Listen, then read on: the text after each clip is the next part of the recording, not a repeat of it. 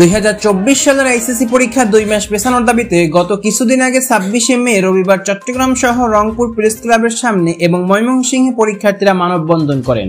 যে মানববন্ধনে এইচএসসি 24 ব্যাচের শিক্ষার্থীরা তাদের প্রশ্ন ও দাবিগুলো বিস্তারিত আকারে তারা উপস্থাপন করেন। এর মধ্যে 27 তারিখ থেকে বাংলাদেশে ঘূর্ণিঝড় রিমেল খুব ভয়ঙ্করভাবে বাংলাদেশের উপর আঘাত হানে, যার ফলে দেশের বিভিন্ন জায়গায় অনেক ক্ষতিগ্রস্ত হয়।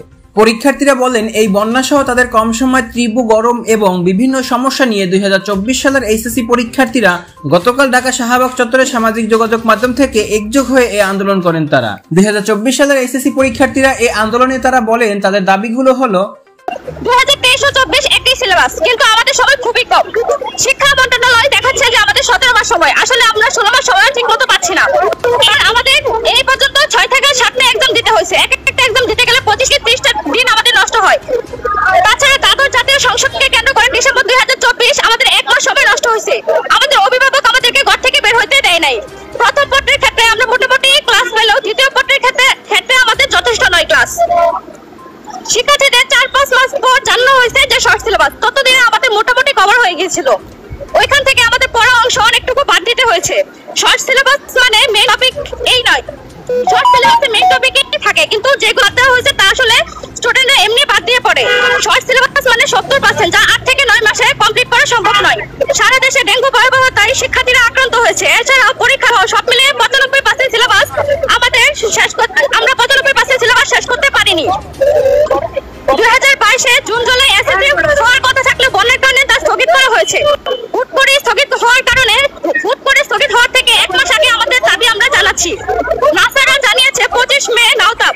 মে 5 প্রথম থেকে আমরা দেখতে পাচ্ছি লোডশেডিং। ময়মনসিংহ শহরে 8 থেকে 10 ঘন্টা লোডশেডিং এর জন্য কারেন্ট থাকে না। গ্রামের কথা আমরা কি বলবো নতুন করে? ঘূর্ণিঝড় রেমালের প্রভাবে বন্যার্থদের কি অবস্থা একবার ভাবেন। 45 থেকে 60 কিলোমিটার দমকা হওয়া এখনো নিম্নাঞ্চলে বলছে। খাতা কলম দূরের কথা, ওরা কি খাবে, ওরা কি পড়বে, ওরা কোথায় থাকবে, এটারই কোনো ঠিক ঠিকানা নেই। তাদের মা বাবার কি কোনো স্বপ্ন নেই? তারা কি গলা পানিতে দাঁড়িয়ে বলবে যে আমাদের স্টুডেন্টদের জন্য, আমাদের বাচ্চাদের জন্য আপনারা পরীক্ষা পেছান? ওদের হয়ে আমাদের বলতে হবে, আমরাও এই সবের শিকার। এই যে ময়মনসিংহ শহরে আমার বাসার এখানে 2 দিন কারেন্ট ছিল না। এক্ষেত্রে 27 তারিখ থেকে দেশের বিভিন্ন স্থানে 2 দিন কারেন্ট ছিল না এবং গ্রাম পর্যায়ে অনেকের ঘরবাড়ি পানিতে তলিয়ে গেছে। ঘূর্ণিঝড় রিমেলের আঘাতে গ্রাম পর্যায়ে অনেকের ঘরবাড়ি ভেঙে পানিতে ভেসে গেছে। এ নিয়ে বিগত 27 তারিখ থেকে গ্রাম পর্যায়ে আজ 4 থেকে 5 দিন ধরে কারেন্ট নাই এবং সন্দেহ করা যায় আরো 2 থেকে 3 দিনেও হয়তো তারা কারেন্ট পাবে না, যার ফলে গ্রাম পর্যায়ে সকল এইচএসসি ব্যাচের পরীক্ষার্থীদের পড়াশোনায় সমস্যা হচ্ছে। কারণ সিলেট সহ দেশের বিভিন্ন জায়গার অবস্থা খুব খারাপ। বাগেরহাট ও সাতক্ষীরা এবং বরিশাল বিভাগের অবস্থা আরো ভয়াবহ। পরীক্ষার্থীদের এই দাবির বিষয়ে জানতে চাইলে শিক্ষা বোর্ডের কর্মকর্তারা অনেক আগেই বলে দিয়েছেন পড়াশোনার জন্য কম সময় পাওয়ায় সিলেবাস সংক্ষিপ্ত করা হয়েছে। এখন আর এই পরীক্ষা পেছানোর কোনো সুযোগ নেই। গতকাল এই আন্দোলনে তারা ময়মনসিংহের শিক্ষা বোর্ডের কাছে স্মারকলিপি জমা দেন এবং দাবি করেন এই স্মারকলিপি ঢাকা শিক্ষা বোর্ডের কাছে পৌঁছে দিতে। 2024 সালের এইচএসসি পরীক্ষার্থীরা স্মারকলিপি জমা দেওয়ার পর বলেন, আজকে আমাদের দাবি মেনে না নিলে আমরা আবারও সবাই আন্দোলন করব।